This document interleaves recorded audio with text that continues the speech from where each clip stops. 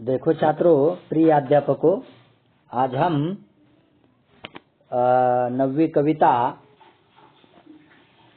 जो कि क्लास नवीं कक्षा की कविता निर्माणों के पावन युग में जो 11वीं कविता है, उसके रचनाकार है अटल बिहारी वाजपेयी। हम पहले क्या करेंगे, वसुधैव कुटुंबकम इस विषय पर समूह में चर्चा कीजिए और प्रभावशाली मुद्दों को सुनाइए, ये बात कही है। तो वसुधैव कुटुंबकम ये जो बात है, आज हम देखते हैं कि ऐसे संपूर्ण विश्व एक परिवार है, उसे मानना चाहिए, मानना होगा। उसमें हमारी भूमिका क्या है? भारतीय संस्कृति में जैसे निस्वार्थ भाव है ना, एक दूसरे के प्रति रहा है और एक दूसरे का हित, मान सम्मान, मर्यादा के लिए कार्य कर रहे, वैसे विश्व में भी इस मुद्दों को अपनाना होगा। और जैसे कि जो वसुधैव कुटुंबकम के लिए जो प्रभावशाली मुद्दों है, जैसे अहिंसा है, शांति है, सद्भाव है, मानवता है, इन गुणों को अगर हमने अपनाया, पूरे विश्व के लोगों ने अपनाया, तो ये वसुधैव कुटुंबकम की बात होगी। और अगर ये होगा तो निश्चित रूप में हम क्या करेंगे, ऐसे विज्ञान के युग में भी क्या करेंगे, मानवता के युग का निर्माण करेंगे, है ना। इसके लिए देखो, आज हम देखते हैं कि भारत की भूमिका वसुधैव कुटुंबकम में बहुत बड़ी रही है।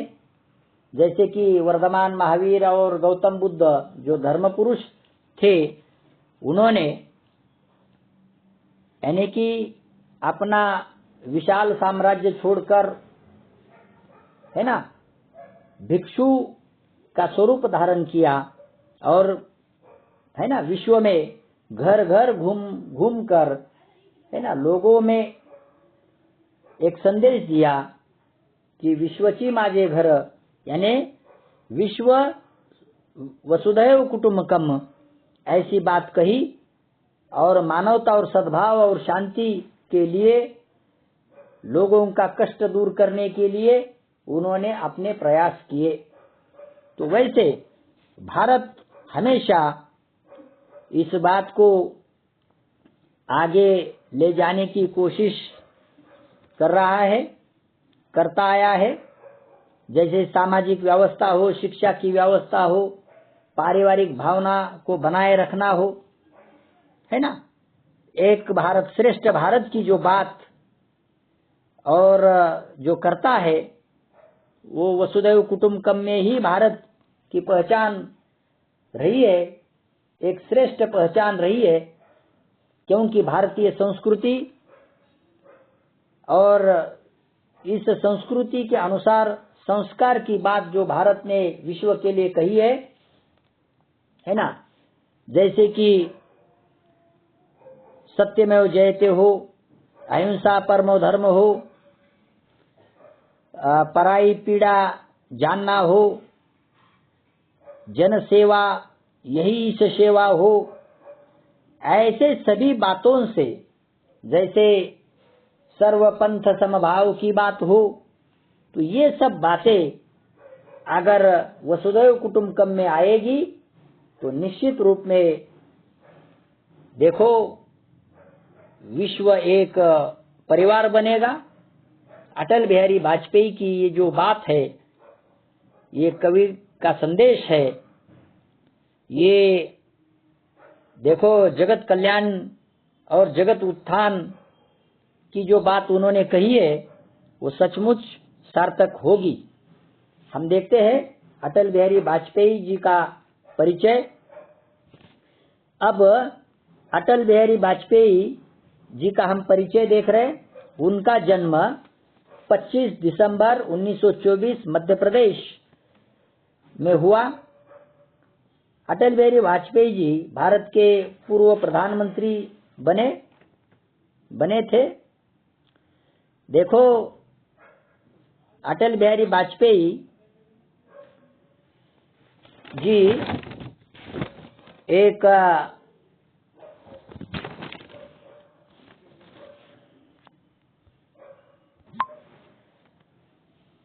वो भारत के पूर्व प्रधानमंत्री 3 बार बने।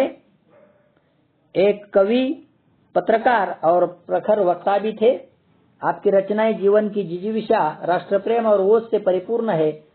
उनकी जो प्रमुख कृतियां हैं, मेरी 51 कविताएं, कविता संग्रह, कुछ लेख, कुछ भाषण, बिंदु बिंदु विचार, अमर बलिदान, उनकी गद्य रचनाएं भी है। कविता संबंधी उन्होंने जो कहा है कि रस की अनुभूति कराने वाली, सुंदर अर्थ प्रकट करने वाली, लोकोत्तर आनंद देने वाली रचना कविता होती है। इसमें दृश्य की अनुभूतियों को साकार किया जाता है। इस कविता में वाजपेयी जी ने नूतन अनुसंधान, संस्कृति के सम्मान, जगत का कल्याण और उत्थान करने के साथ साथ चरित्र निर्माण को भी विशेष महत्व प्रदान किया है। इस कविता में अटल बिहारी वाजपेयी जी ने देखो चरित्र निर्माण और समाज के उत्थान की बात कही है। उसके साथ साथ जो निर्माण उनके पावन युग में इस कविता में की अनुसंधान खोज को भी बड़ा महत्व दिया है। वो एक 50 साल से राजनीति में सक्रिय रहे। ये भारत के लिए गौरव की बात रही है। वे 3 बार भारत के प्रधानमंत्री बने। वाजपेयी जी ये बहुमुखी के धनी भी रहे हैं और वे मातृभाषा अपने हिंदी के प्रति उनका बहुत लगाव था। उसके साथ साथ उन्होंने अपनी शिक्षा ग्वालियर में पूरी की और 1942 में स्वतंत्रता आंदोलन में उन्होंने भाग लिया और उन्हें जेल में जाना पड़ा। वे अच्छे पत्रकार के साथ साथ सच्चे देशभक्त भी रहे हैं। उन्होंने जो प्रधानमंत्री बनने के बाद सर्व शिक्षा अभियान की शुरुआत 2001 में की गई, वो आज भी जारी है। सभी को शिक्षा मिले, सभी बच्चे शिक्षित हो, उनका सपना था। कूटनीति ने उन्हें प्रभावित भी किया। 1952 में पद्म विभूषण से देश के लिए अच्छा काम करने के लिए उन्हें पद्म विभूषण इस किताब से पुरस्कृत किया गया और 1994 में बेस्ट सांसद का भी किताब मिला था। 2014 में देखो उनके जन्मदिवस पर भारत रत्न का सर्वोच्च किताब से सम्मानित किया गया। और अटल बिहारी वाजपेयी के बारे में जितना बोले उतना कम है। उन्हें संगीत का भी शौक था। वो अच्छे कवि थे। उन्हें राजनीति में भीष्म पितामह भी कहते हैं। और उसके साथ साथ उन्होंने हमारे लिए जो बातें कही है कि मनुष्य जीवन का चरित्र नहीं भूलना चाहिए, इस निर्माणों के पावन युग में, इस उत्थान के युग में, विकास के युग में, इसके बारे में उन्होंने चर्चा की है। उसकी जानकारी हम इस कविता में देखेंगे। देखो, निर्माणों के पावन युग में हम चरित्र निर्माण न भूले, स्वार्थ साधना की आंधी में वसुधा का कल्याण न भूले। देखो, हम कुछ कठिन शब्दार्थ देखेंगे। निर्माणों यानी रचना, और देखो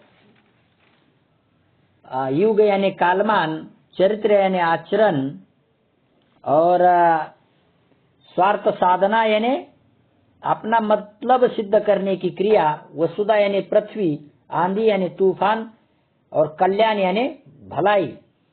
तो इस निर्माणों के पावन युग में हम नए युग का निर्माण, आधुनिक युग का निर्माण कर रहे।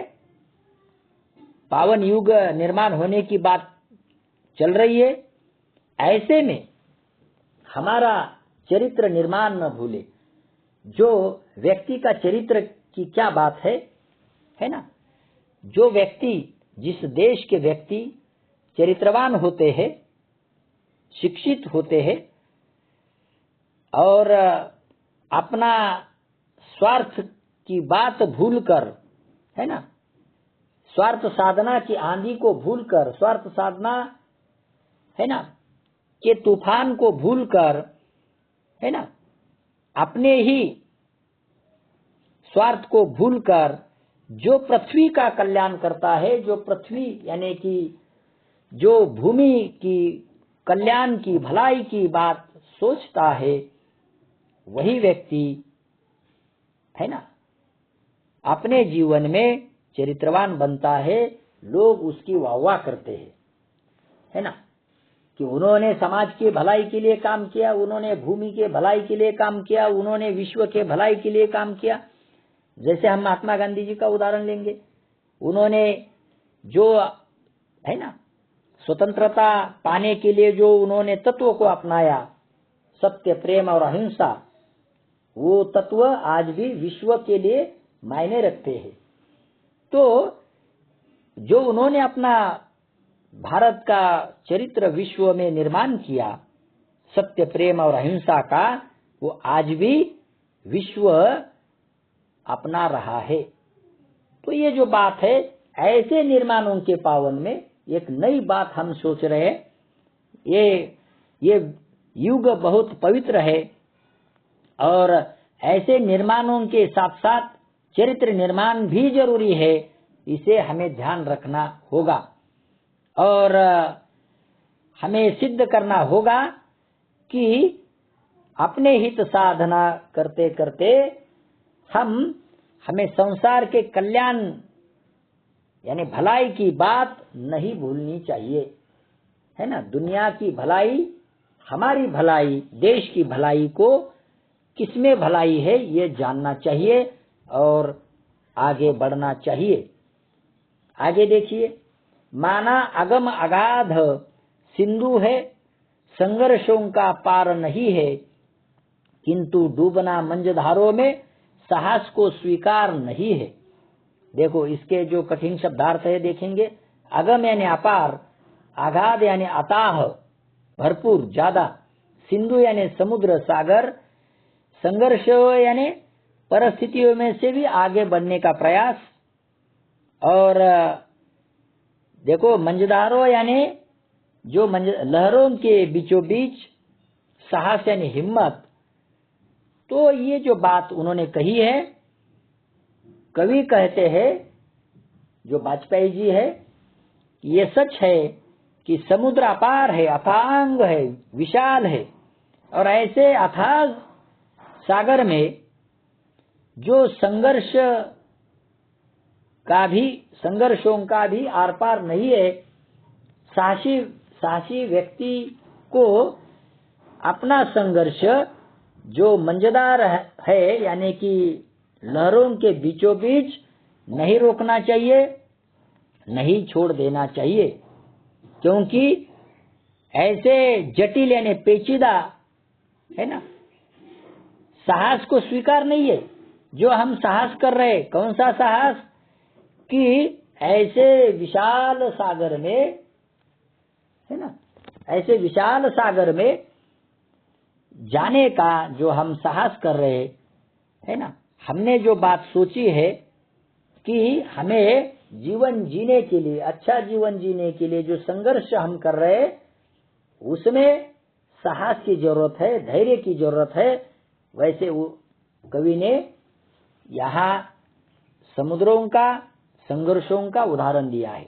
जीवन में भी अनेक संकट आते हैं जैसे हम सागर में जाते हैं तो लहरें क्या करती है, किनारों पर थपेड़े मार देती है, लेकिन एक के बाद एक अगर लहरें जो किनारे तट पर है ना जा धड़कती है, लेकिन दूसरी लहर मिटती नहीं है, फिर वही निर्माण होकर किनारे पर जा धड़कती है ना। ऐसी बात मनुष्य के जीवन में होती है। अनेक संकटों का सामना साहस के साथ हमें करना होगा, और जब तक हम ऐसा है ना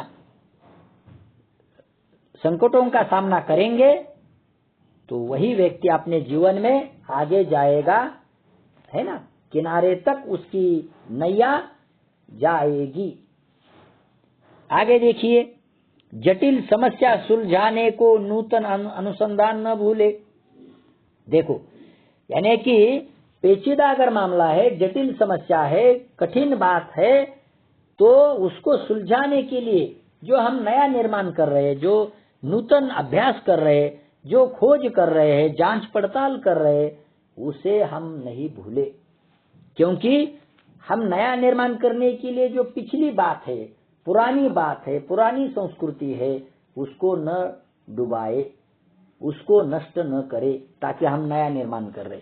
लेकिन पुरानी बात को अपनाकर अगर हम नई की खोज करते हैं, है ना, नूतन अनुसंधान की बात करते हैं, वो बहुत बड़ी बात होगी, है ना। इसीलिए कवि कहते हैं कि हमें नया निर्माण करते समय, है ना, अनुसंधान को न भूले, है ना। आगे की बात जारी रखकर हम पुरानी बात, पुरानी संस्कृति, पुराने विचार, है ना, पुरानी धरोहर, उसको न भूलना चाहिए। उसको अपना कर, है ना, उसको अपना कर नया विचार निर्माण करने की बात हम करें। ये बात यहाँ कवि ने दी है। आगे देखिए, निर्माणों के पावन युग में हम चरित्र निर्माण न भूले, स्वार्थ साधना की आंधी में वसुधा का कल्याण न भूले। देखो, ऐसे निर्माण, ये पावन युग है, निर्माण, नया निर्माण करने की बात कवि कहते हैं, ये पावन युग है। इसमें देखो, हम चरित्र निर्माण न भूले। हमारा चरित्र, भारत का, देखो, समाज का जो नया निर्माण का चरित्र है, हम उसे न भूले। क्योंकि स्वार्थ साधना, हर एक व्यक्ति अपने स्वार्थ के लिए झगड़ता है ना। लेकिन स्वार्थ साधना जब हम करते हैं, स्वार्थ को जब हम अपनाते हैं, तब देश का जो निस्वार्थ भाव है, देश के लिए जो करना है निस्वार्थ भाव से, उसे भी जानना चाहिए। नहीं तो अपने ही स्वार्थ साधना की आंधी में इतना हम स्वार्थ में गड़े न हो कि उस आंधी में ही हम देश का कल्याण भूले। ये भी बात नहीं होनी चाहिए। उसमें पृथ्वी का, वसुधा का, भूमि का कल्याण, भूमि की भलाई की बात हम न भूले, है ना। हम सैनिक का उदाहरण ले सकते हैं। सैनिक भूमि का रक्षण करने के लिए, सीमा का रक्षण करने के लिए अपने प्रिय घर परिवार को भूलकर, उन्हें छोड़कर अपना कर्तव्य करते हैं, देश के लिए मर मिटने की सौगंध खाते हैं। और अगर देश के ऊपर कभी आंच आई तो नौछावर हो जाते हैं। तो वैसे हम स्वार्थ साधना से ऊपर उठकर, आंधी तूफानों से ऊपर उठकर, हम वसुधा का, यानी कि इस भूमि का कल्याण, इस भूमि की भलाई, है ना, इस विश्व की भलाई के लिए काम करे, है ना। ऐसा कवि कहते हैं। आगे देखिए,